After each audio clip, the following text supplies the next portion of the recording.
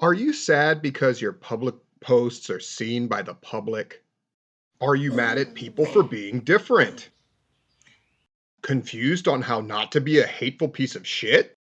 Want a solution as simple as you obviously are? Then we have the answer for you!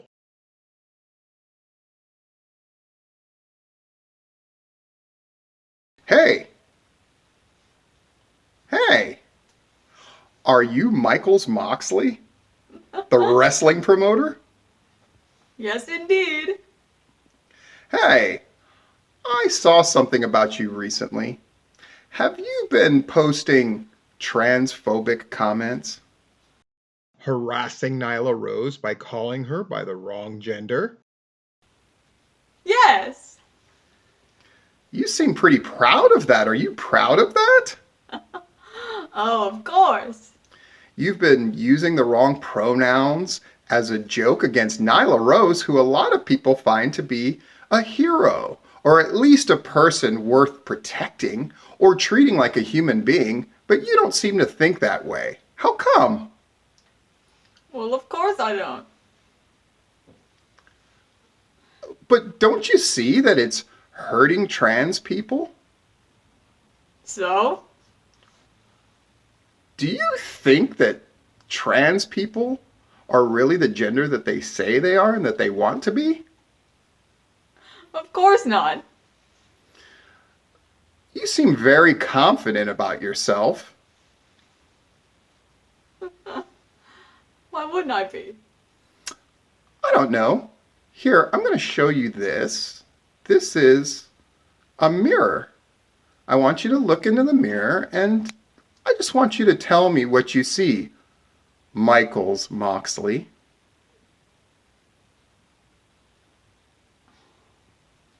Well, I'm a very small guy.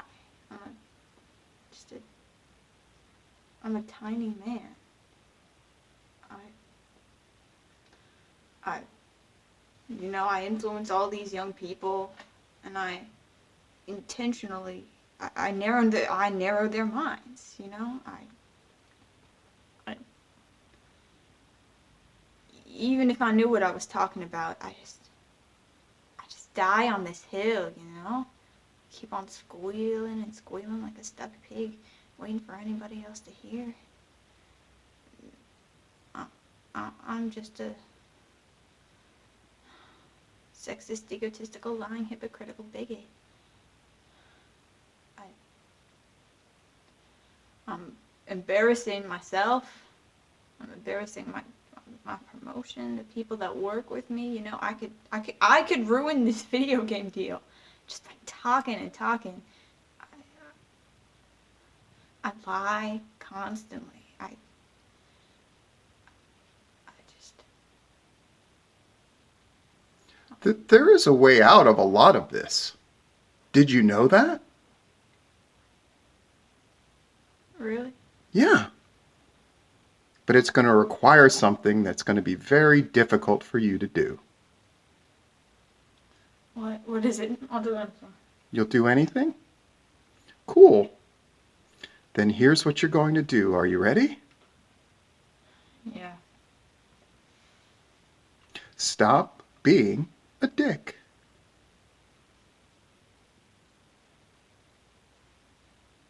Yeah, alright. Fair enough. I hope that that is the case. Wow! Thanks, Stephen Platinum. I'm cured! If only.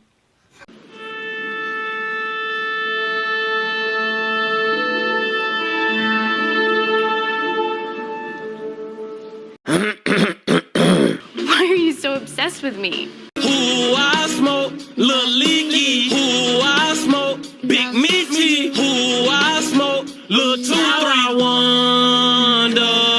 Why are you so obsessed with me?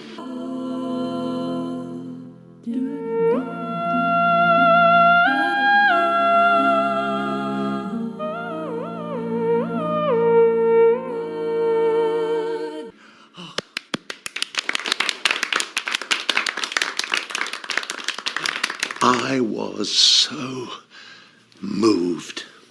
This is how audiences must have felt when they first saw Olivier play Hamlet. Oh, bravo, boys and girls. Bravo. Except for you. You were god-awful.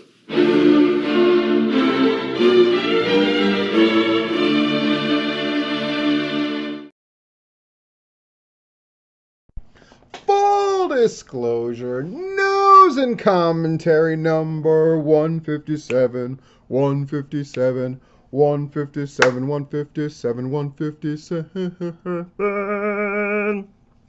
So what was that opening about?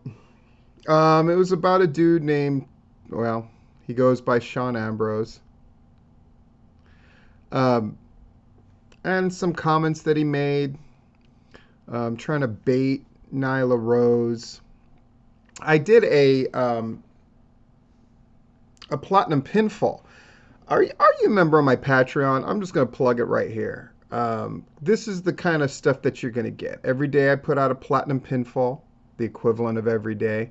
And it's 3 news stories usually, but lately I've been veering from the format when something comes up like this. In fact, instead of me re-explaining the whole Sean Ambrose thing, I'm just going to put that platinum pinfall right here. So here's this first thing. Boop. What is this?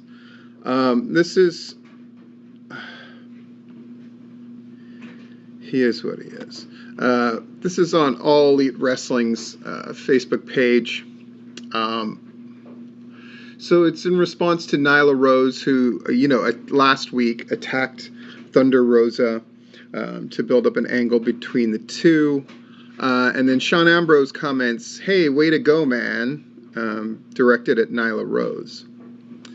And I thought, when people sent me this, I was willing to go like, all right, I guess it's just a one-off joke. I mean, Sean Ambrose is a weird kind of dude, right? He's all about that trans swimmer and put up post after post about it, which, again, people can have their thoughts and their statement. It doesn't matter if the people who have commented on the trans swimmer in the negative are completely wrong about that whole thing. And there's so many facts about that whole deal that escapes people who are just determined to make it about something that it is completely not, which is about a man, saying that he's a woman so he can beat women. But I get it. People are going to have their own opinions about things, and people are going to continue to be ignorant. And when I got this message, from many people about him saying, "Hey, way to go, man," to Nyla Rose, I was like, whatever. But then this one came out. So yesterday, Nyla Rose cut a promo, and so All Elite Wrestling posts, "Nyla Rose refuses to be a footnote and claims to be the true foundation and cornerstone of AEW." And Sean Ambrose immediately messages, "You tell him, brother." Like, at this point, it's okay. You don't believe in trans. All right. You're determined to pick at Nyla Rose, somebody who, again, very inspirational to a lot of people. Certainly inspirational to my kid Leo. Meeting Nyla Rose, which Dylan, the booker for Southern Honor, arranged, was a really great thing. So yeah, I have a personal investment in this. But more than that, it's not just that Sean Ambrose feels a certain way that I deem incorrect. It is incorrect. But it is now a belligerent thing, right? He went on there and got some positive reaction because wrestling fans. And so now he's going to continue to do it. And at this point, he's just being antagonistic. And at this point, he's going out of his way to make people feel badly for no other reason than his own amusement and his own transphobia. And I don't use that word lightly, right? Sean Ambrose obviously is hung up on this issue, and he's determined that everybody's going to know what he thinks about it. And I feel bad. I feel bad for the people around him. I feel bad for the narrow world he's creating, for his family. But more than that, I'm disgusted. I'm disgusted that this guy is put in any kind of position of authority. KLT already struggles to run against the idea that it's a shit show, right? Because it's typical shit show. I don't care how many people watch the fucking thing. We've had a lot of shit shows that a lot of people attended. But, they name the thing KLT after, promoter's wife, and it's supposed to be this sort of inclusive, family-friendly kind of vibe. And for Sean Ambrose to be this guy, I'm not putting this on KLT. This is Sean Ambrose and his continued, deliberate thing of, I think even in his eyes, punching down, and going out of his way to make people feel worse so he can feel superior. It's more than just this word bullying that has been used so much that it has lost its meaning. There's a real mean spirit in Sean Ambrose and a real corrupt way of thinking. And I was already sort of privy to this because I'm just going to go back to that Sting thing. So he had this convention and they booked Sting. And I said, bullshit. I was right. So he wanted to come on the podcast and he pled his case. It's like, no, well, Sting is everything he said was bullshit. And immediately afterwards is when he revealed that the vendor who was supposed to get Sting has kept people's money and all this kind of bullshit, and he has nothing to do with it. So he knew all of that going into that podcast, but because he wanted to win some kind of PR battle with me, he lied and withheld information. And they knew they weren't going to get Sting, and they didn't get Sting, and it was complete horseshit. But I knew then. I just went, wow, what a piece of shit. Now, they ended up having a really successful thing. And, him and the criminal guy that he works with ended up pulling this off. Great. But at that point, I saw him very differently. And there it was. So between that and the Open that I shot with my kids, stuff's going down about this. And I know a lot of people might go, oh, this is cancel culture, whatever. I'll tell you what this is. This is, it's like I said in the video. If this was just a matter of like, oh, he made this joke that wasn't very good or very appropriate, that's one thing. But now it's gotten to the point where it's harassing. And if you've ever looked at Sean Ambrose's page, it's filled with, him discussing the trans swimmer. Like, this is obviously an issue he's fixated on, and he's just determined to be a fucking dick about it. And so I'm going to be a bit of a dick back. The difference is mine's bigger. And at the end of the day, it hurts KLT. It hurts the people around him. But frankly, it hurt me having to hear it. That the thumbnail is the picture of when Leo got to meet Nyla Rose, thanks to Dylan Freimeyer. Arranged that when we went to an AEW show. And the next morning after the show, Nyla took time out of her schedule to meet with my kid Leo, just so my kid Leo could see somebody who was trans and know that it was real and all good. And Nyla was nothing but sweet and sensitive, and it made a huge impression on Leo. And Leo jumped at the chance to be old Michaels Moxley, because Leo's like, I just want to help. I want to feel like I'm doing something. And We had recently watched 9 to 5. That's where that sexist, egotistical, lying, hypocritical bigot thing came from. That's why I was going to use that again constantly, but that's where that comment came from. Because Leo was right. Leo's like, it's at the end of the day, it's just bigoted thinking, but it's the kind of the mean spirit of it that really caught me. So we'll see what the fallout's going to be. I know for one thing, I think Rob Rod bowed out of going to that KLT show. We discussed it, and I didn't tell Rob Rod to not go.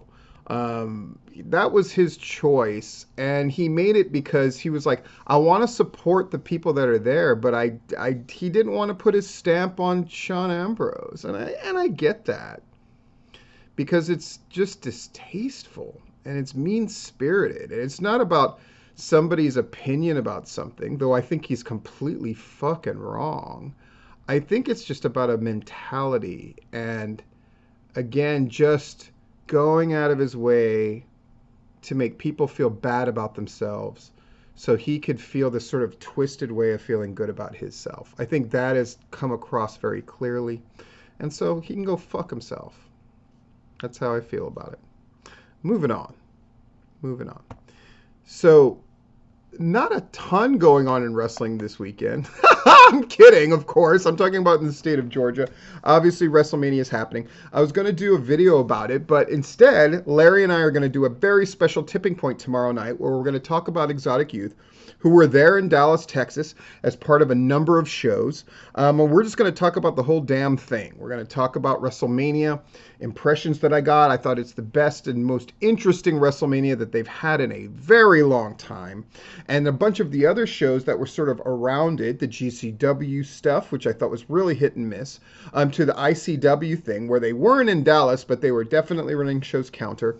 And all the rest of these other shows, many of whom the Exotic Youth were involved in. We're just going to talk about this, as Tipping Point continues to evolve, and so does Georgia wrestling history. We would be remiss to not talk about it. It's the biggest thing that happened in the pro wrestling industry this weekend, so we're going to talk about it.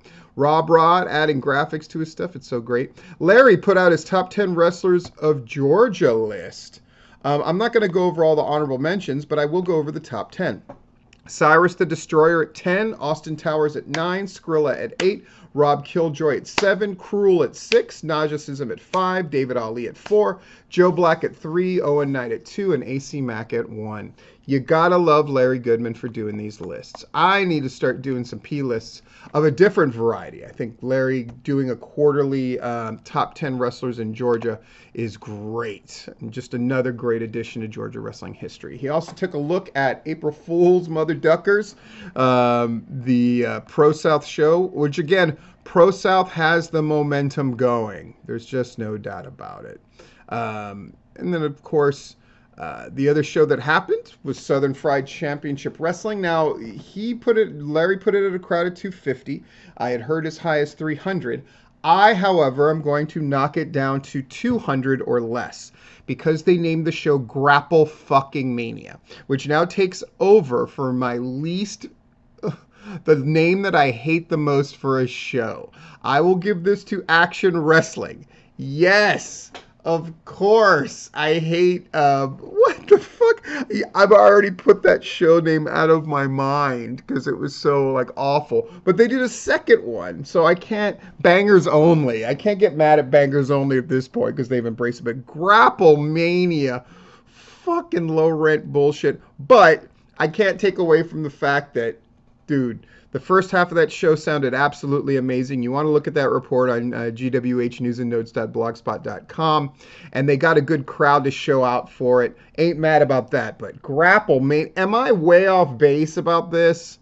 I feel bad because Southern Fried Championship Wrestling said congratulations to me on how many subscribers I have and all the rest of it. And here I am bashing. That name of that show, Grapple Mania. It sounds like a parody. It's that they would have. It's like, well, we can't make reference to WWE in this parody skit that we're doing, so we're going to call it, instead of WrestleMania, we're going to just call it Grapple Mania, like on some kind of sketch comedy show. It's so fucking terrible. I just can't get over it. I just can't get over it. I do think it's cool that Griff Garrison and Marcus Cross are teaming up and getting all that shit going. It's really cool. Um, Folks, we're just about to go into the commentary. The commentary is going to be real short and sweet because, frankly, I have to get this up and then I have to do a bunch of editing and then I have to get up in 2 hours to go back to work. This is my life now. What did I want to talk about? I wanted to talk about how excited I am about this year in wrestling. For God's sakes, WrestleMania was good, and that helps a lot. But you got Southern Honor drawing 500 every time out the chute, and then they're doing their free show this Friday. They're doing a free show this Friday, thus ensuring that they're going to get 500. I'm hearing from Tim, who's so excited because IWE sold out of all of the ringside seats within 12 hours of the tickets going on sale. And he has called that he wants to sell out in that building. And so we've been in many discussions about how we're going to make that happen and what we're going to do. And, you know, if we can't have a locker room area, what the contingency plans are. And he's got those plans in place. And you look at the success of that first Mucha Lucha show. By the way, they're claiming they draw 2,000. They drew 2,000 for that show. Folks, if they drew 2,000 at an average of $60 a ticket, countered by the ones that paid 25, but also countered by the ones that paid 80 or more, 60 times 2,000. $120,000 gate. They may have gotten at least $100,000 gate. Low conservative estimates were 75,000. Folks, Southern Fried continues to draw huge numbers. We've had a number of shows that have cracked that 200 mark. I saw Larietto is bringing in the Control Your Narrative guys. They're bringing in EC3 and they're bringing in Braun Strowman or whatever he's calling himself now. It's just huge. You got GCW running a show and they're drawing 600 people in Atlanta. You've got Terminus absolutely killing it. Folks, these are great times. And I think it's safe to say that gwhnewsandnotes.blogspot.com has never been better. More reports coming in. People starting great discussions like Jabari. New voices chiming in. Jeff Richards sending in reports. Rob Rod, of course. Duke Ingram sending in his stuff. And frankly, I feel better about what I'm doing than I ever have. Full disclosure's hit 3 years. Platinum pinfalls continue to flow. I'm back to finding time of doing various things. I have one article idea in particular that I'm incredibly excited about called The Return of the Cool, where I'm going to highlight 3 people. And it's an article that's likely to get reposted at other places and opening myself up to a new audience. And quite frankly, I owe Drew Blood a video and a written review of his book, which is fantastic. Folks, we're in a great time in wrestling. And AEW just keeps marching along and rolling along, and now Ring of Honor is still alive, and we're getting Briscoes against FTR, which, by the way, I think was my favorite match of the weekend, which shocks the living shit out of me. This is a time of plenty. And again, 2 years ago, we thought this whole thing might go belly up. And I saw the announcement today about, here comes Scenic City Invitational in August. And it's great that things have not only felt like that they've returned to normal, they've returned to this sort of better normal, that the standards are higher and better. And you have all these young guys absolutely killing it. And all of these discussions and all of this stuff happening. And frankly, old mentalities, old bad mentalities, let me say that. Not this is all old things are bad, but a lot of kind of stinking thinking things are getting called out. And people with positions of authority and positions of prominence have to be held to that higher standard. And some people like Sean Ambrose are failing. And whether he gets kicked out of KLT or whatever happens as a result of it, the fact is there is always room for forgiveness. And there's always room for people who are genuinely changing. But there's also this idea of we just don't have to take people's shit anymore. And if something feels racist, we're going to talk about it and it's going to come out. And if something is transphobic, then fuck your mother, man. We're going to fucking address it and deal with it. And I'm not saying it's a utopia. I'm just saying it has no resemblance of wrestling as it existed years ago. And in some ways, people would argue it's not better, it's worse because the show. But, dude, this kind of youth movement, I can't be mad about it. The fact that power isn't just concentrated in one or two promotions, but spread throughout, and there's genuine competition happening. And, as I've always said, shitty people get weeded out and shitty groups get weeded out. And there's a lot of groups that don't exist anymore that did 2 or 3 or 4 or 5 years ago. And is wrestling worse off for it or better? I think you know the answer to that question. But one thing's for sure, wrestling is awfully strong. By Rob Rod's count, there are 13 shows happening in the Georgia area this weekend.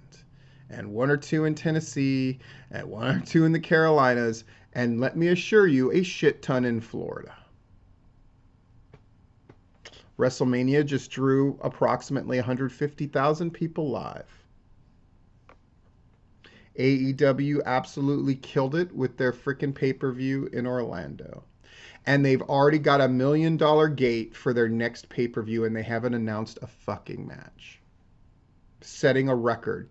No group, non-WWE, has drawn like that kind of gate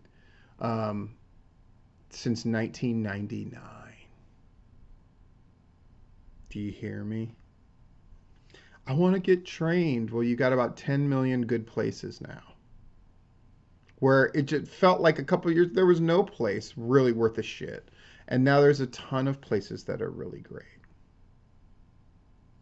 And a bunch of people that I know and like have either gotten signed or are on their way to getting signed or making a viable run at the indies so they can get signed somewhere.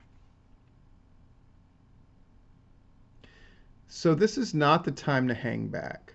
I'm so happy for Reverend Dan and Tank that they're fucking killing it. And Dan, he's told me he ain't never leaving now.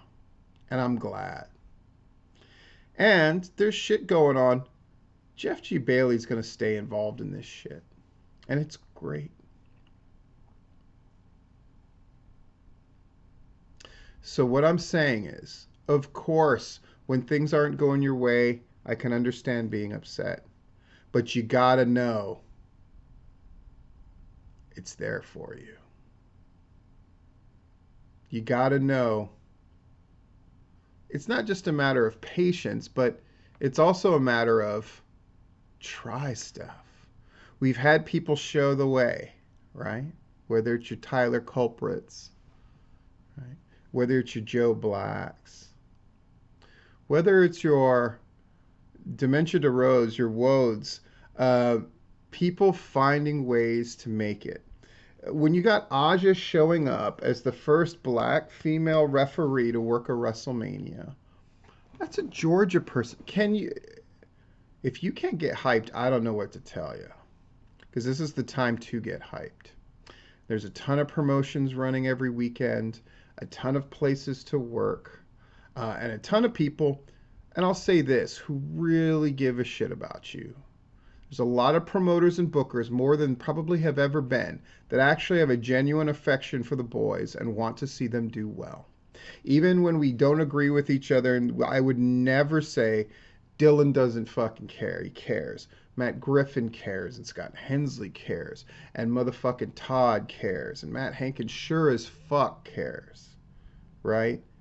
Tim cares. I care. Larry cares. We got a bunch of people in positions of teaching people, helping people, and all this other stuff who give a fuck. And the boys, in so many ways, I think give a fuck more than at any other time. So you know what? Go out there and fucking kill it. And if you need any help, here I am, and there's a bunch of other people as well. We started this dealing with negative shit. We're gonna end this on a positive note. Don't see WrestleMania as like, okay, it was really great. I'm a fan again. Don't be a fan, right? Not primarily. See it as inspiration and fucking go get it. Don't be a fucking consumer. Be a producer. This has been Full Disclosure.